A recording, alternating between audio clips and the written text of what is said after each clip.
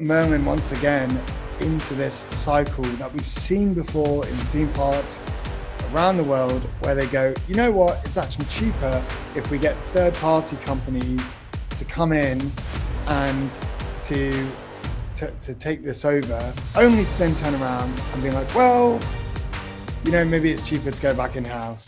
This is the Theme Park Loopy Podcast.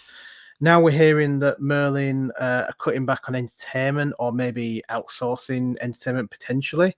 So Sam, what do you know about this? What can you tell us?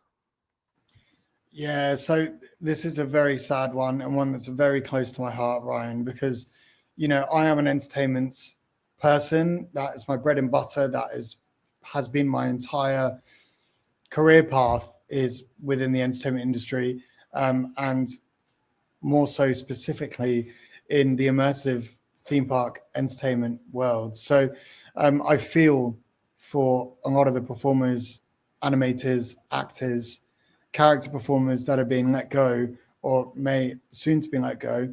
Now, in terms of the actual facts and figures of the percentages and the numbers of how many staff are going to be let go, that hasn't actually been released by Merlin. We've just had these general sweeping statements that have said, in order to align with their business strategies, they've needed to make these cuts happen so that they can make it a more streamlined business moving forward, which is kind of typical corporate speak.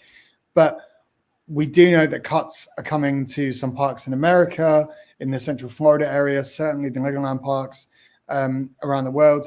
And then in the UK specifically already, and this is very sad, but there have been cuts being made to the in-house performers that are usually doing the puppeteering shows and the pirate shows as well. Now, I say they were in-house.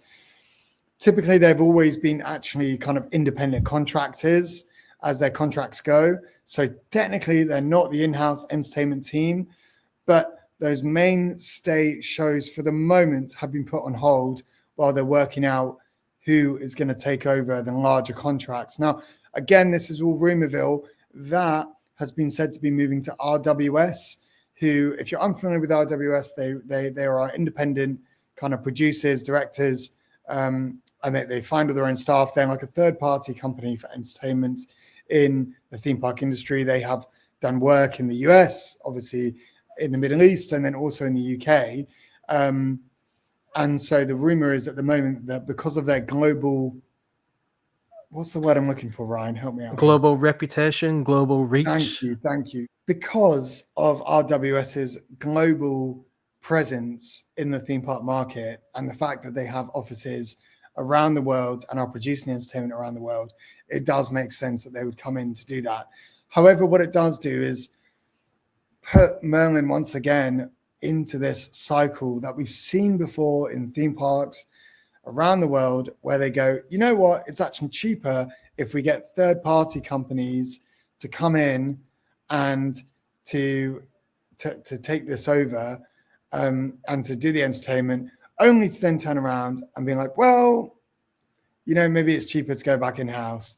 And actually, before I claim that that was my own piece of knowledge just there, that actually came from a wonderful podcast called Green Tagged, who is run by the wonderful Scott Swanson and his friend who runs the podcast. I know Scott personally, and he made that point that these theme parks seem to go in these cycles of where they hire third parties and then realize it's cheaper that they go in-house. So they kind of switch back and forth.